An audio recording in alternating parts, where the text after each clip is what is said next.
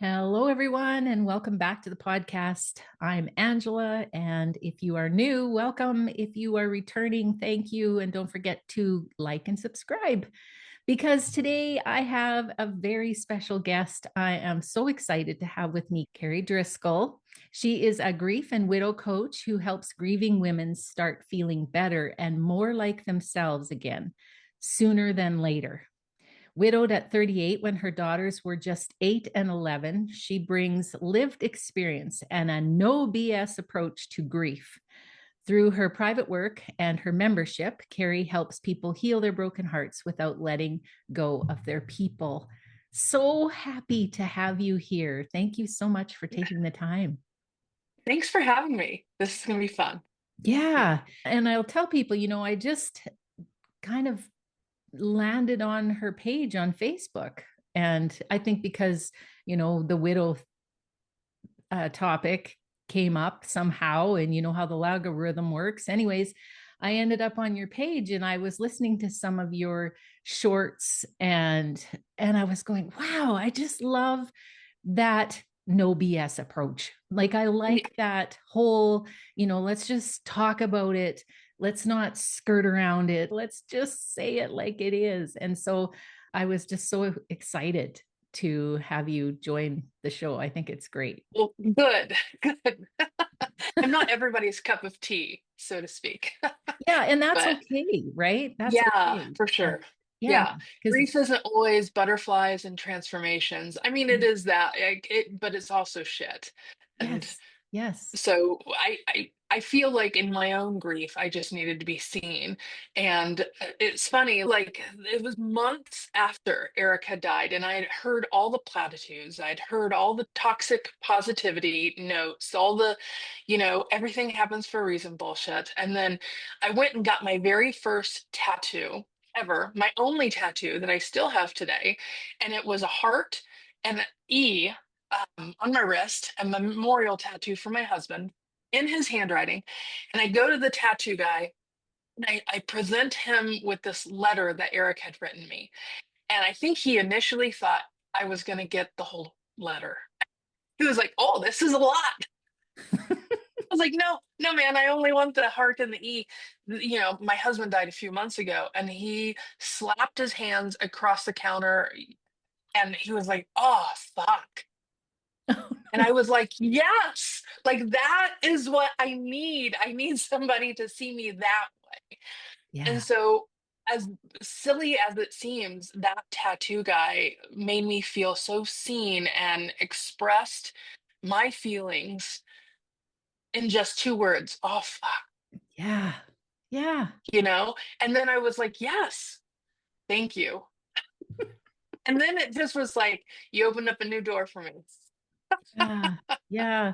No, and I think over time and maybe as we get older, it feels good to be more real, and not to Yeah, have to skirt. And like you and I were both in the education settings, and so we know about the yeah. professionalism and all of that, but just getting back to something real Mhm.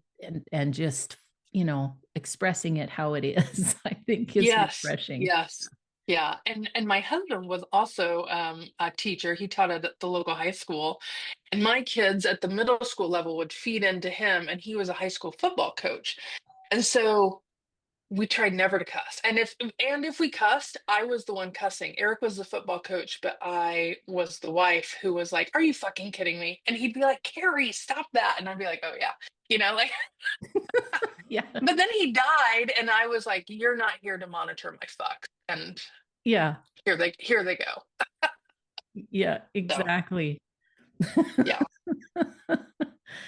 Yeah. So, um, tell me a little bit more about your story and really how did you get to helping other people? Well, I've always been a helper. I've always been a teacher of some sort. I have a master's degree in education. I taught middle school math for almost 10 years. My husband was also a teacher. Then I stayed at home with my two daughters after they were born and started doing direct sales and was slinging jewelry Oh, wow. part time. Yeah, yeah. And then from there, I started a business doing video editing. So I was a teacher and I was making videos for like Facebook parties, and people were like, "How are you doing this? These videos are fun." I mean, if I look back now, I cringe at them. But it was like, I was teaching solopreneurs, stay-at-home moms, how to make video awesomeness with their cell phones and a basic computer. So I've always been a teacher. And then that was going well, and that business was going well. And then Eric died.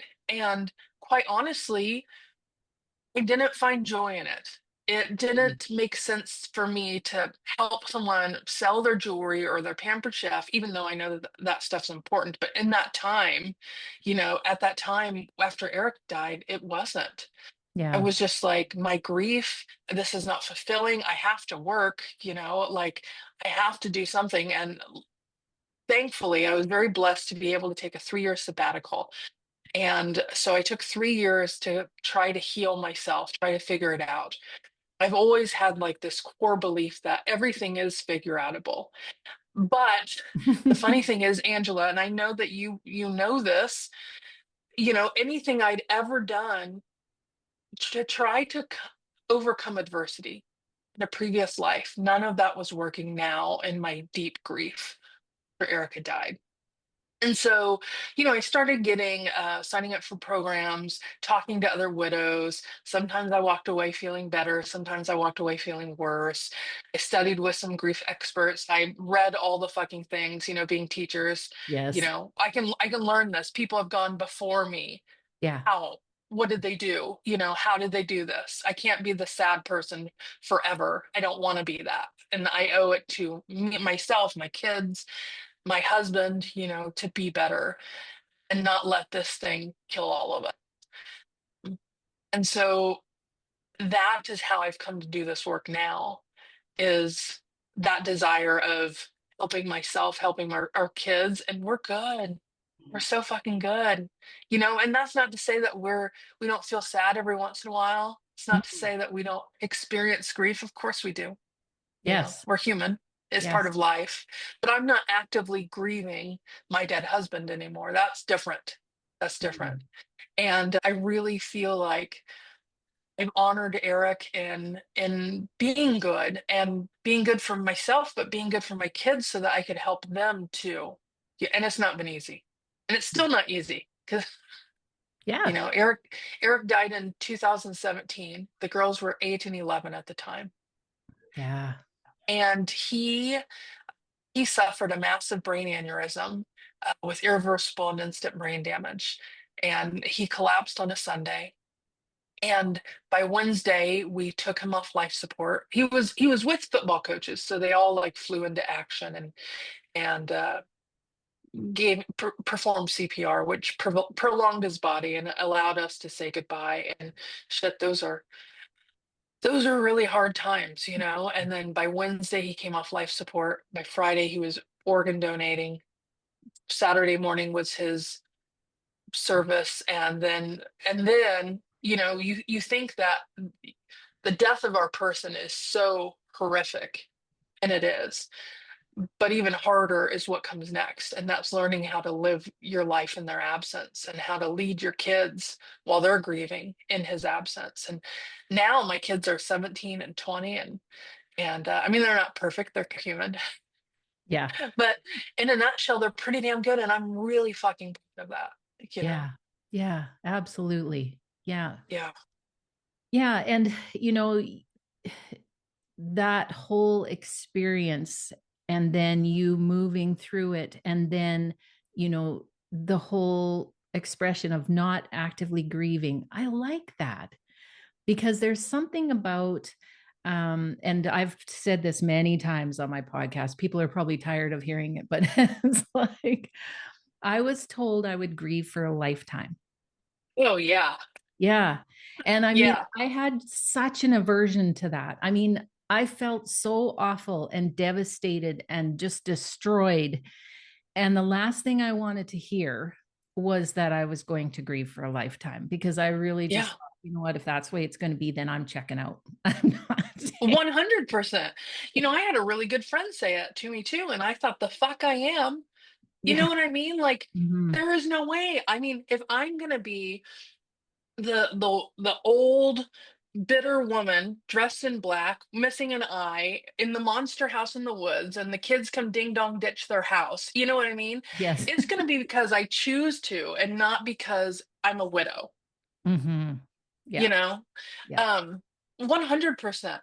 But that there is a difference between actively grieving and grief itself. Yes. Yes. I believe that too. So tell me more about that. Grief we experience our entire life. Grief comes from any kind of change at all. It can Yes. be an inconvenience, it can be something minor, it can be something earth shattering and devastating, right? Right. So we grieve our entire lives. Actively grieving is when it affects your day to day life, how you live, how you think, your thought patterns, your behaviors, the way you show up in the world. So actively grieving, from when I was actively grieving, I had a blanket over my head and was rocking in the corner. Hmm. I would rather sleep all day. I'd wake up and I'd be like, I'd go to the kitchen, I'd feed the dogs, let them out so I didn't have to clean up piss.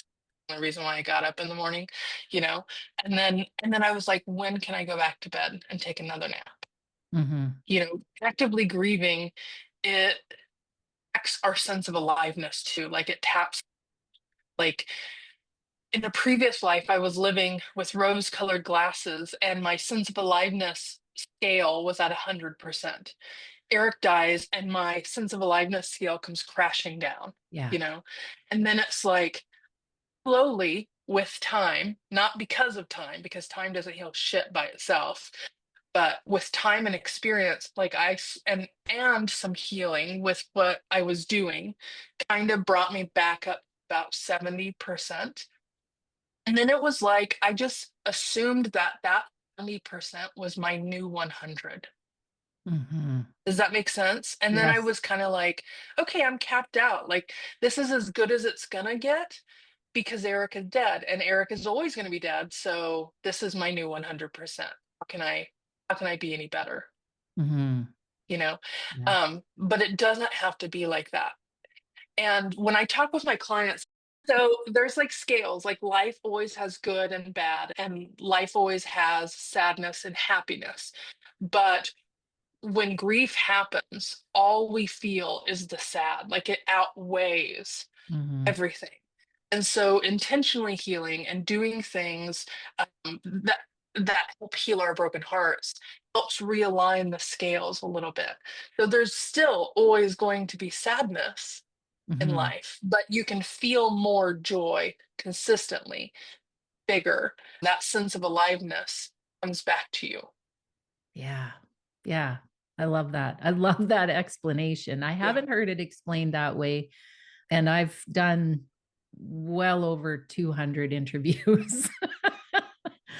And No. I've never heard it Well, explained that. good.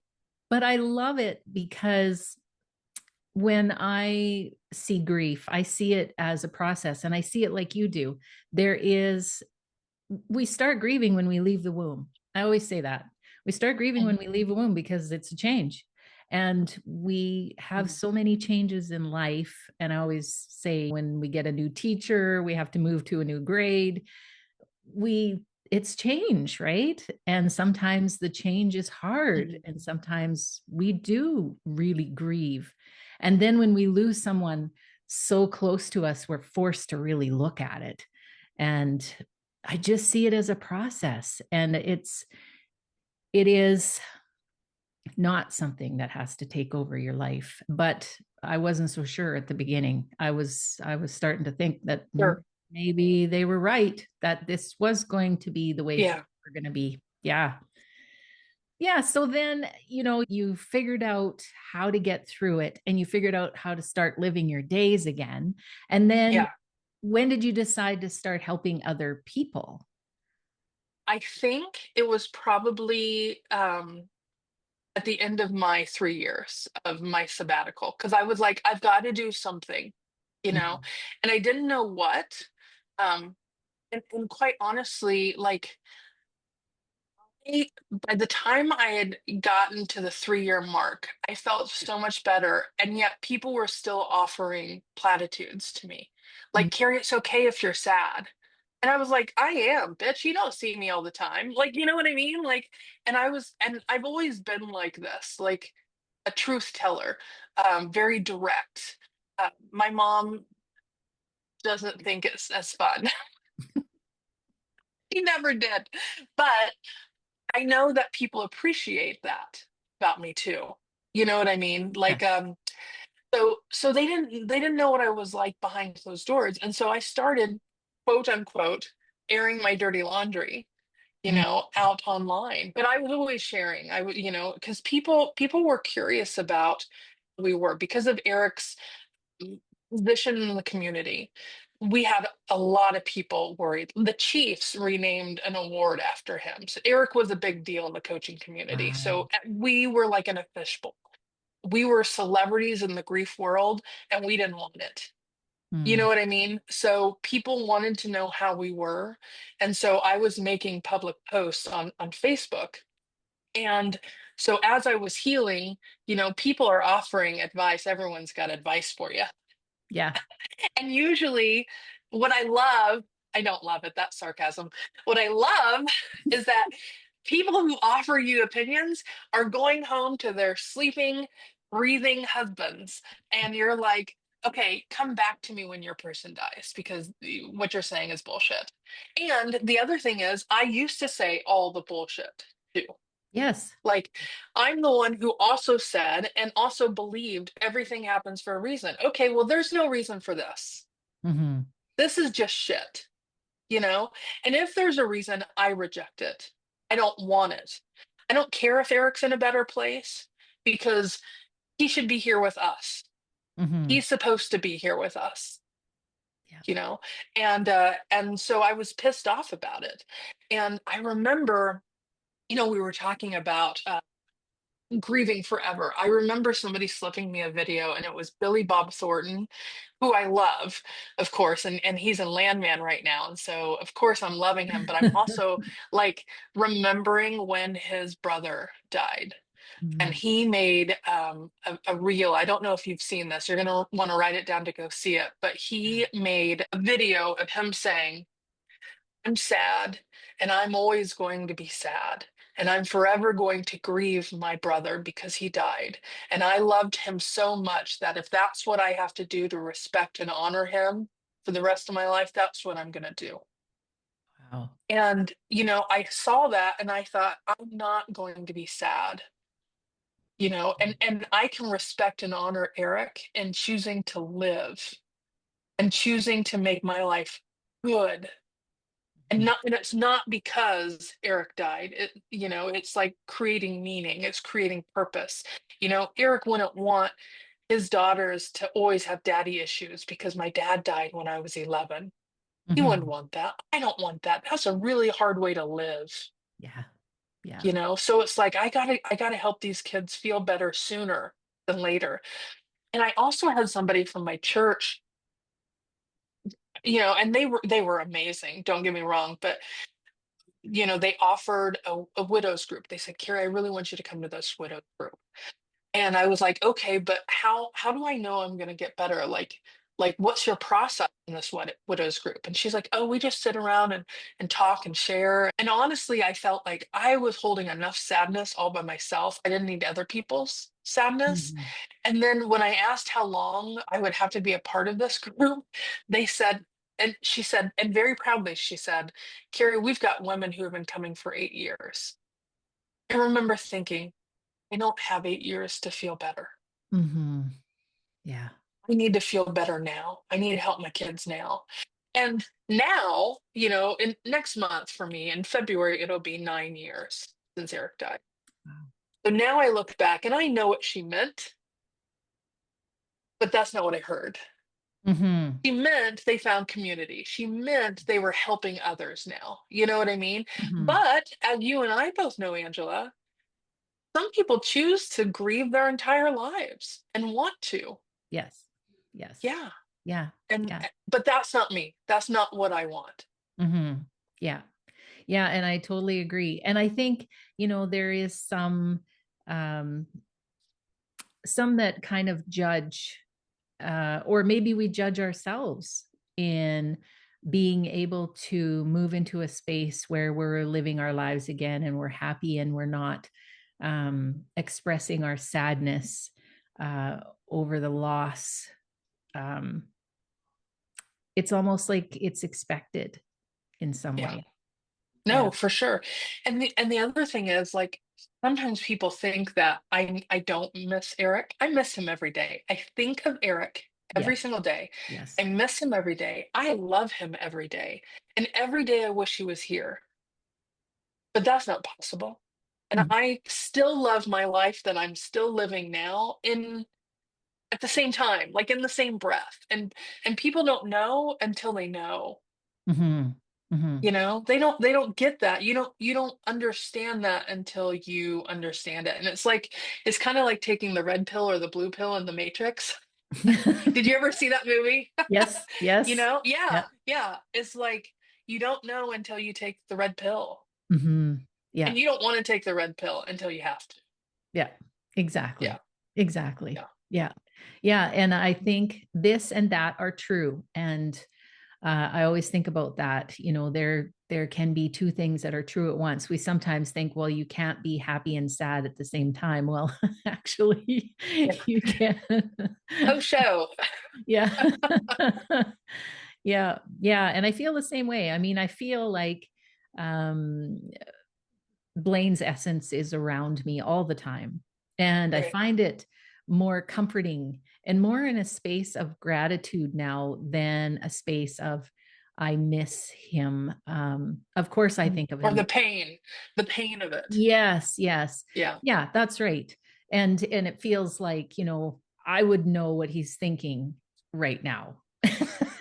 Hmm. And so, there are times when the kids and I just giggle because we think about what dad would say in this moment, and what he would be thinking about this.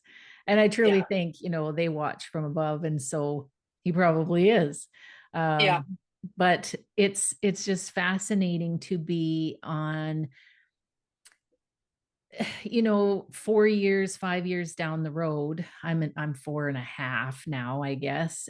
And if I could say to myself way back then, that I would be living a fulfilling life, that I would be doing what I'm doing, I would have been like, yeah, no, you're crazy. You're not going to get to that place. Yeah.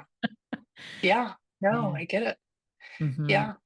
Like, and because Eric was a football coach, and I was an independent, strong woman. You probably hear that a lot. I hear it a lot. But we were great teammates. So he had his life, I had my life. We came together and did it really well. I remember in a previous life seeing like some friends go through really hard things like divorces and seeing the women like really struggle with their identity. And I remember, and I told Eric this too, like I said something along the lines of, I really feel sad for them. Like, I feel like if anything were to happen to Eric, I'd be okay because I have my life and I have my work. And, like he was a football coach. He was gone literally all day. He left at 5:30 in the morning. He got home at 8:30 at night. He slept here and he asked, "What's for dinner? What did you guys have for dinner? I'm going to heat it up." You know what I mean? Mm. Like, I was the default parent. I ran the show here in the house. In fact, the day that he died, I was painting this room. This was my Laurel's room. She was 8. And I was painting it. And I thought to myself, because I was mad at Eric at the time, I was like, God knows if anything had happened to Eric, I'd be okay. Because look at me. I do everything now all by myself anyway. And 2 hours later, I got a phone call. Hurry quick. Eric's not breathing. And then, like, and so I held on to a lot of guilt Mm. and for that, like I had blamed myself Right. of for his death. Of course I did. It's what the brain does. Hmm. But like weeks after, I remember taking the trash to the end of the road and I looked up to the house and I just paused and I thought to myself, really not much has changed. And then I felt like a bitch for saying that Yeah. Yeah. because everything had changed, you know? And and uh and I just thought I lost my identity. I struggled for 3 years. Like you are interwoven with your person more than you think you are. Hmm. And here I was being this sad widow who was lost and broken beyond belief that I ever thought I could be. And I was like, I can't be like this forever. I have to have a comeback story, you Mm. know? But getting there, that's one of the hardest things because you have to sit in it and with it. And everything that you do helps. I mean, some things help more. Hmm. Some things are more intentional. Even coping helps, gives you a Hmm. break from the grief. It reminds you that you're alive, Yeah. and I was doing a lot of coping, Yeah. but I was also trying to seek out really effective tools or strategies or whatever you want to call it to work through it. Hmm. And what did you find? Uh, lots, Yeah. lots of things, and all of it helped. But at the end of the day, I'd go to bed and Eric was still dead. And it was like, the acceptance, sitting in it and with it, and learning how to do that, how to, um, how to come back from the regrets. Hmm. Like Eric and I had a great marriage. We really did. It was fun. It was easy. You know what I mean? It was built on really strong foundations. And even in that great marriage, I had regrets. And that's what I mean when people are like, "Oh, we had a perfect charmed life." Well, now you're lying to yourself because you're human and so is your partner and Yeah. that's just life. I found a lot. I worked with several organizations, several grief experts, and as a teacher, this is what we do. We pull Hmm. and then we use the best and we reshape and then we create our own lesson plans, so to speak. And so that's what I did as I started collecting some of the best shit that I could find to help our broken hearts. Yeah. And what worked for me, because, at the end of the day, I was like, you know, God was punishing me for having that thought, or I had manifested Eric's death, and how was I supposed to live with that? Right. Yeah. And then did you ever see that show, This Is Us? This is us. Hmm. Yeah, it's a series. It's a really great series. Hmm. But it circulates around the death of the father figure.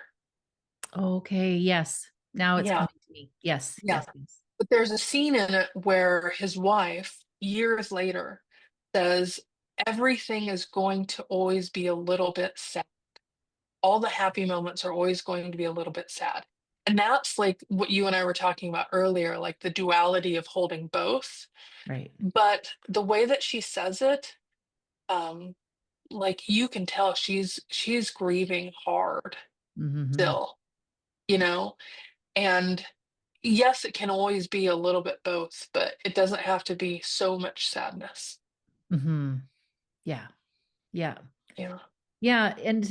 And I think I like to give people hope because um I don't have regrets. I don't have, for some reason, I was lucky enough to be able to move through that, have enough support, people to help me be able to give myself some grace around those things. So I get where you're coming from. And I like the space that I'm in now. It's Mhm. almost hard to say that. I like the space I'm in now. Good.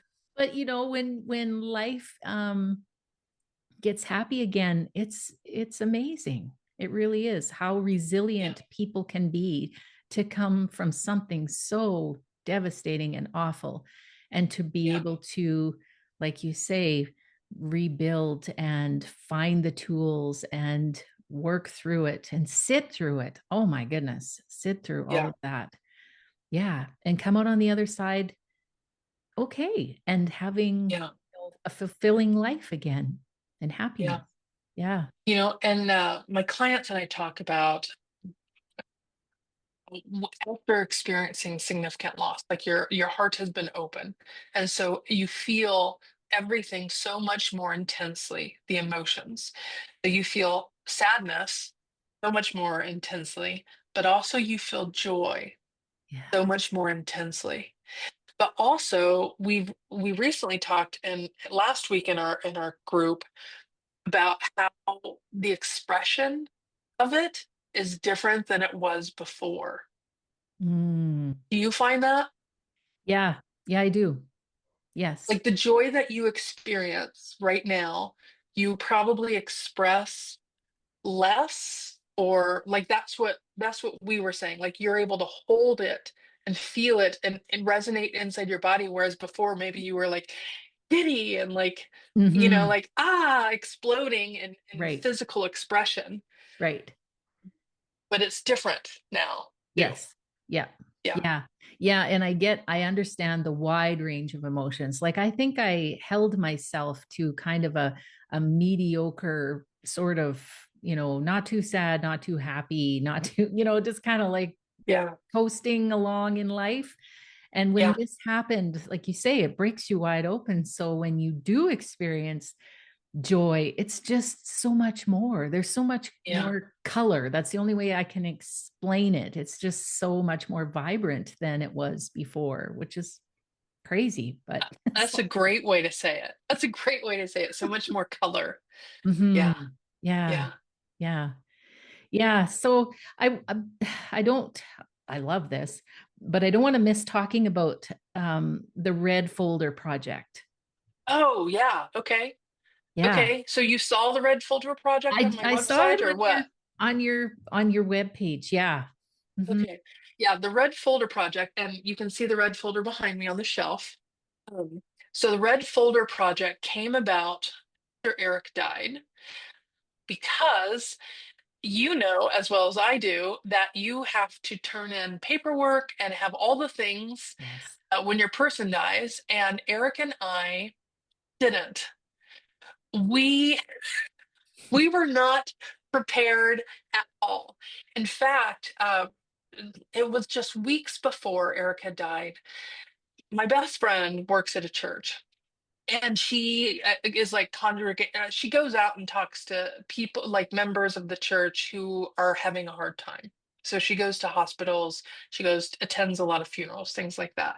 And so we were talking about what we wanted done with our bodies after we die. And so I was like, I want to be cremated. She was like, I want this, and so that night I see Eric, he's finally at home, we're in bed.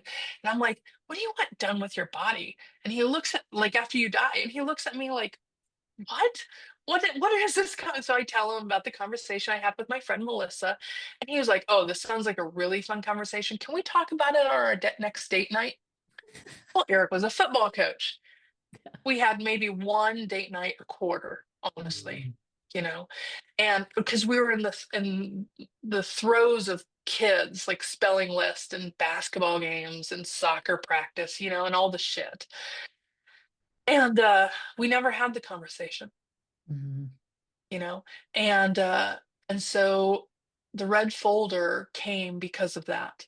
And I have since redone the red folder. I think this is like the third or fourth time I've updated it because I've recently gotten a death doula certification for the pre-planning pieces of it. So the red folder is in case mom dies folder. The red folder project is, you know, answering the questions before your person dies. Or this is what my kids grab when mom dies because all the answers are in it. What do I Mhm. want done? Who to call? Words, where the money is, how much money the kids are getting, what kind of service do I want? What's my favorite music? What's the favorite quote? What if I can't say anything? Who's my power of attorney? Who gets the kids like when they were minors? Like where are they going?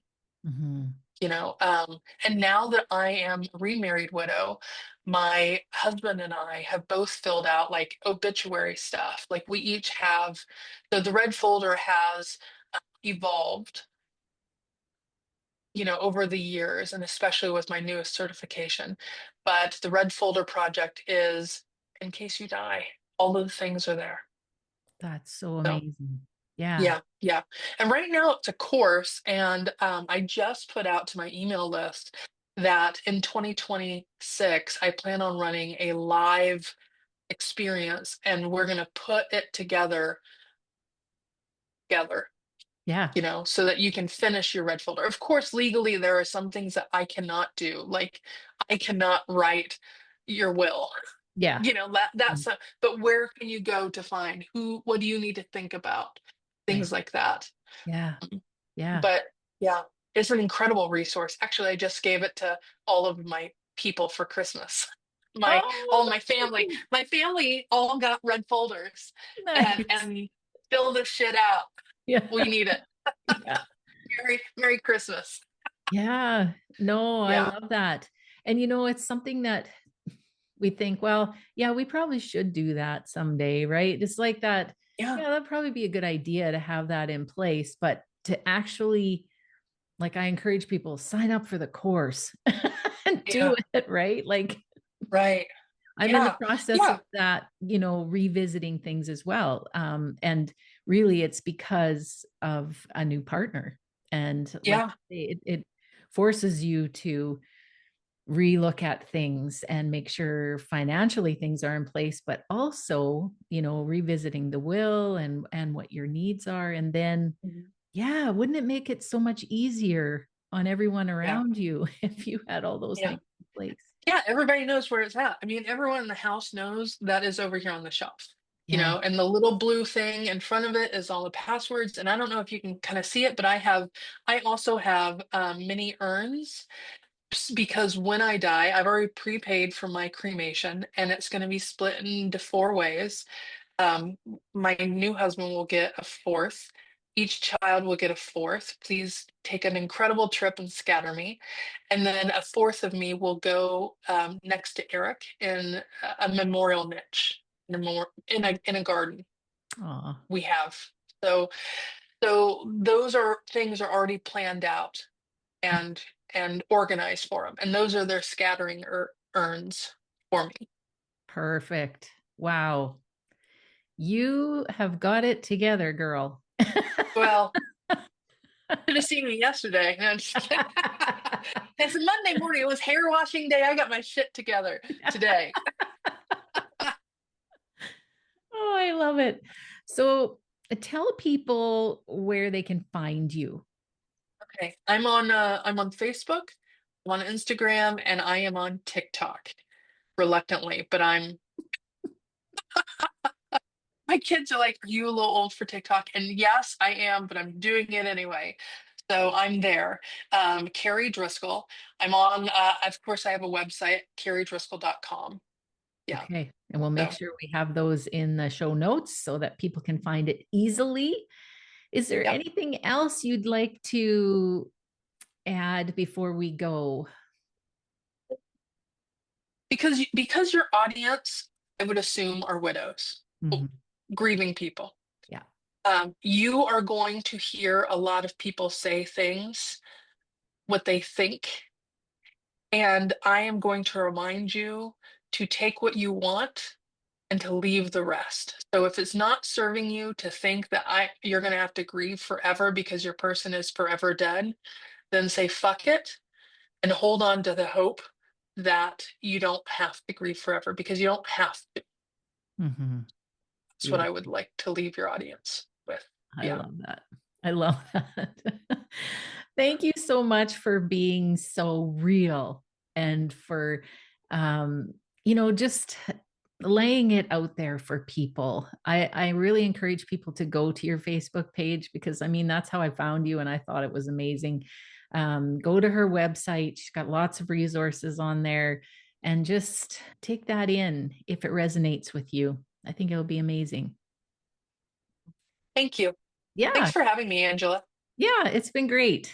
And I want to thank everybody for listening, and bye for now.